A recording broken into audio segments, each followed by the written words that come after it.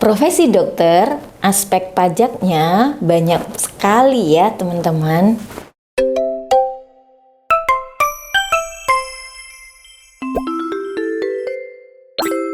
Halo teman-teman, kembali lagi di video saya ya. Kali ini kita akan membahas tentang pajak dokter.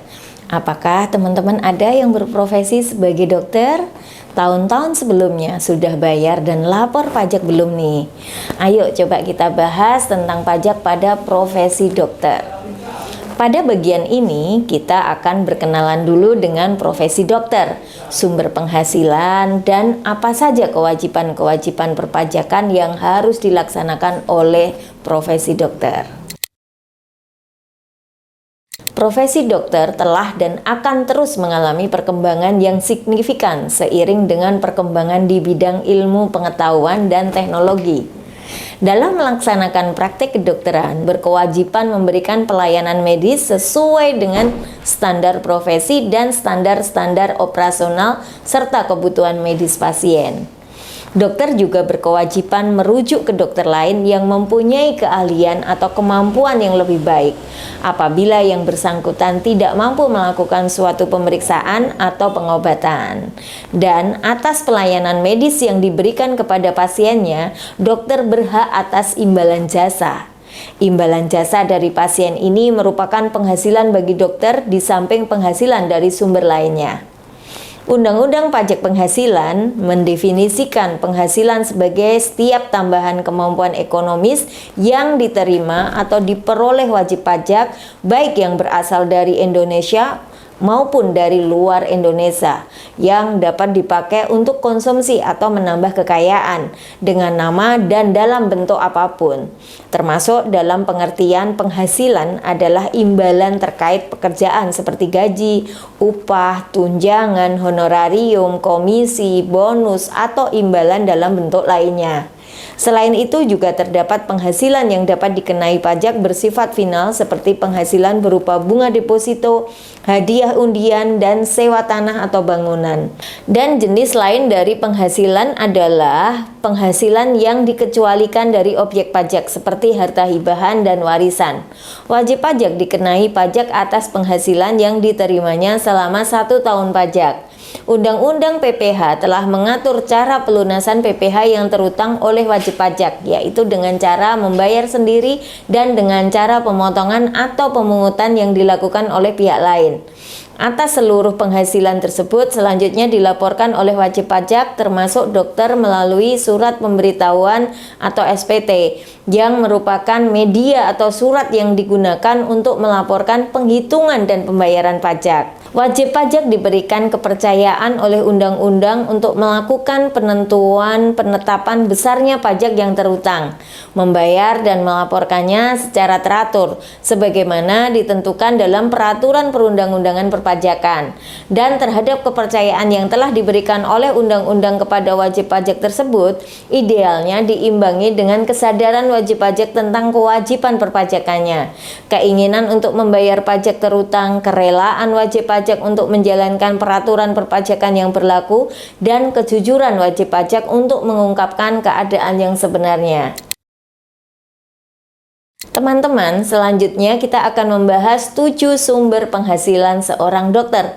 Sumber penghasilan wajib pajak orang pribadi (WPOP) dengan profesi dokter termasuk penghasilan anggota keluarganya, yaitu penghasilan istri, suami, dan atau anak yang belum dewasa dapat dipisahkan menjadi 7 nih teman-teman.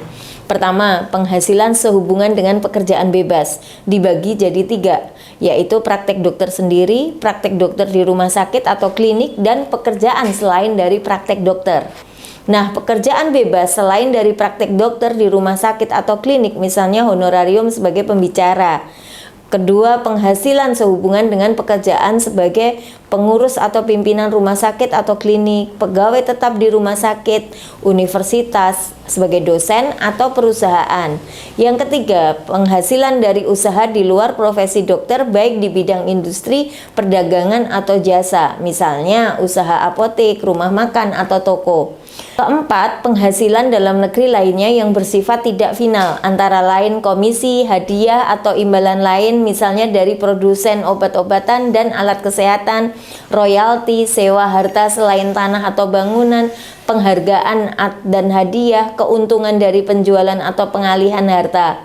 Yang kelima, penghasilan di luar negeri antara lain dividen, royalti, bunga, honor sebagai dokter dari rumah sakit di luar negeri. Yang keenam, penghasilan yang bukan merupakan objek pajak antara lain warisan, bagian laba dari firma atau CV yang modalnya tidak terbagi atas saham, dan pembayaran klaim asuransi jiwa, asuransi dwiguna, kecelakaan, kesehatan, dan beasiswa. Terakhir, penghasilan yang dikenakan PPh yang bersifat final antara lain bunga tabungan atau deposito, dividen penjualan saham di bursa efek, sewa tanah dan atau bangunan, pengalihan tanah dan atau bangunan.